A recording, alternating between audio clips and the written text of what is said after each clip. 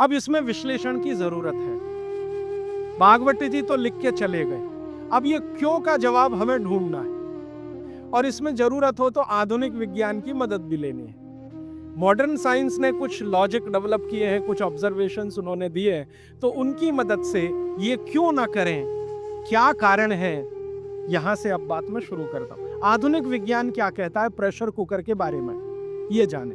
Pressure cooker एक ऐसी technology है जो खाने को जल्दी पकाती है, ये है सीधा सा मतलब। अब खाने को जल्दी पकाने के लिए ये प्रेशर कुकर क्या करता है, जो भोजन आपने उसमें अंदर रखा है पकने के लिए उस पर, और जो पानी डाला है आपने भोजन पकाने के लिए उस पर अतिरिक्त दबाव डालता है। ये है प्रेशर। प्रेशर माने दबाव। तो अतिरिक्त दबाव डालने की टेक्नोलॉजी है प्रेशर कुकर। और ये अतिरिक्त दबाव कहां से आता है? प्रेशर कुकर में आपने दाल डाली, ऊपर से पानी डाला, थोड़ा हल्दी मसाले डालकर बंद करके रख दिया। अब उसमें वो एक सीटी लगा दी, वो सीटी लगाई, यही सबसे खतरनाक चीज है पूरे प्रेशर कुकर की। सीटी ना लगाएं तो आपका प्रेशर कुकर आपके लिए अच्छा है। सीटी लगाते ही क्या करता है, पानी गर्म होगा। आप जानते हैं पानी गर्म होने से वाष्पीकरण शुरू होता है, वेपराइजेशन शुरू होता है। तो पानी की वाष्प प्रेशर कुकर में चारों तरफ इकट्ठी हुई, वो वाष्प जो है ना वो दबाव डालती है। किस पर? दाल पर, चावल पर, सब्जी पर। ये दबाव डाल के होता क्या है, दाल, एक कल्पना करिए, अरहर की दाल, थोड़ी देर के लिए कल्पना, अरहर की दाल के छोटे छोटे टुकड़े, एक दाल को तोड़कर दो टुकड़े, जिसको द्विदल कहते हैं। जैन समाज के लोग तुरंत समझ में आ जाएंगे, द्विदल। चने की दाल, अरहर की दाल, ये सब द्विदल है। इसको तोड़कर आपने दाल बनाई है। अब ये दाल पानी में पड़ी है, नीचे से गर्म और ऊपर से भाप का दबाव, तो ये दाल जो है ना फट जाती है। फटना समझते हैं?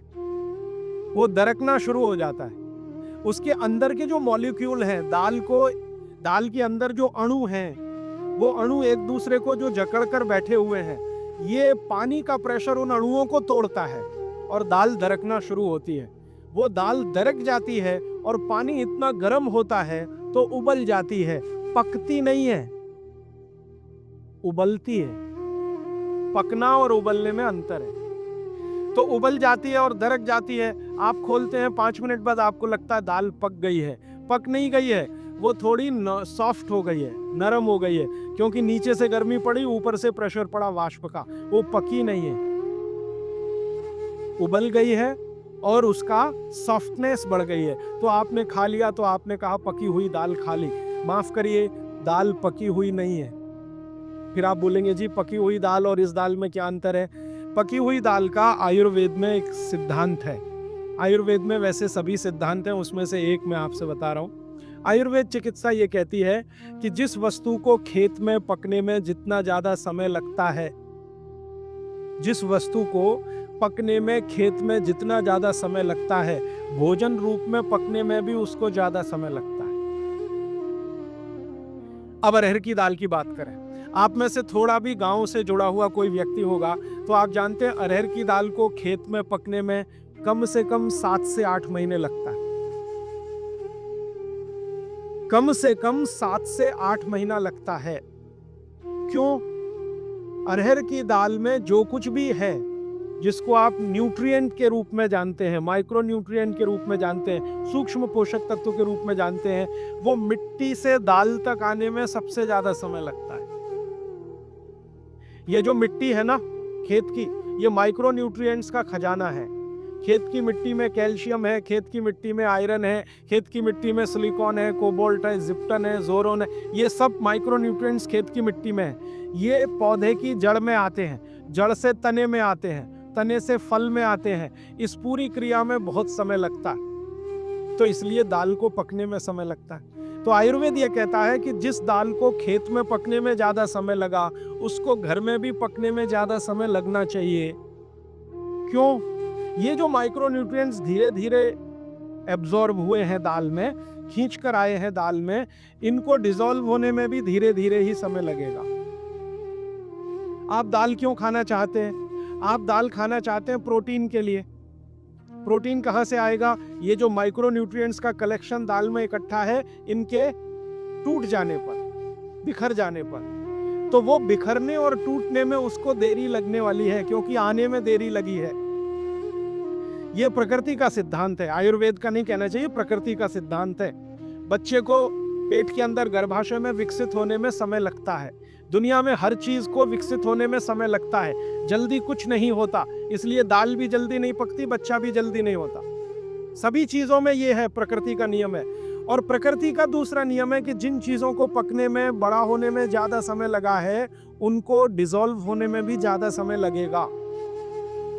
और दाल जब डिसॉल्व होगी तब उसके प्रोटीन्स आपको मिलेंगे भोजन में। इसीलिए आप दाल खा रहे हैं, ताकि आपको प्रोटीन की कमी पूरी हो। कुछ विटामिन्स आपको चाहिए, कुछ प्रोटीन्स आपको चाहिए, कुछ और दूसरे अंश आपको चाहिए। तो आयुर्वेद का नियम बिल्कुल सीधा है कि दाल ज्यादा देर में पकी है तो घर में भी ज्यादा देर में पके।